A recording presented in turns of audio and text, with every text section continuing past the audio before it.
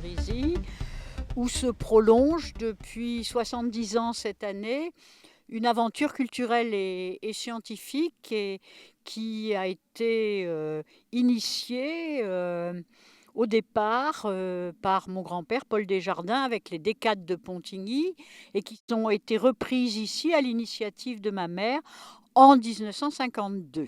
Moi, je représente donc la troisième génération d'animation de ces rencontres qui ont toutes un peu le même but, mais qui se situent dans des époques différentes. Donc, c'est celui de la rencontre, d'organiser des rencontres de personnes variées en toute indépendance d'esprit pour essayer de vivre et de penser ensemble dans la durée.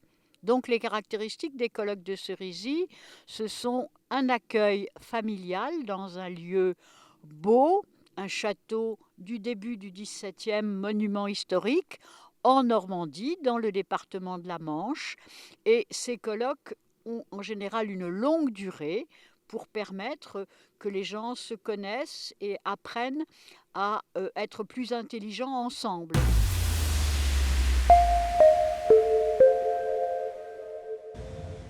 Aujourd'hui se clôt un des colloques qui, pour la première fois, a traité de la mer.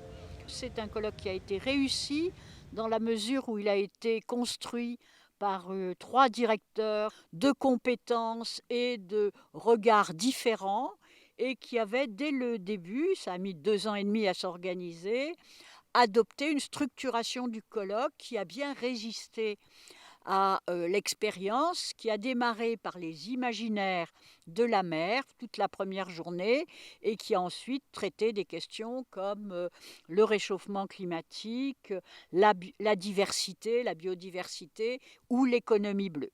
On a tendance à avoir séparé et à distinguer ce qui est de l'ordre des océans et de la mer et ce qui est de l'ordre du terrestre. Là, on a senti la nécessité, s'agissant de l'avenir de l'humanité, quand même de penser les deux choses de manière beaucoup plus intriquée. On a dit que ce n'est pas la planète qui est en danger, c'est l'humanité.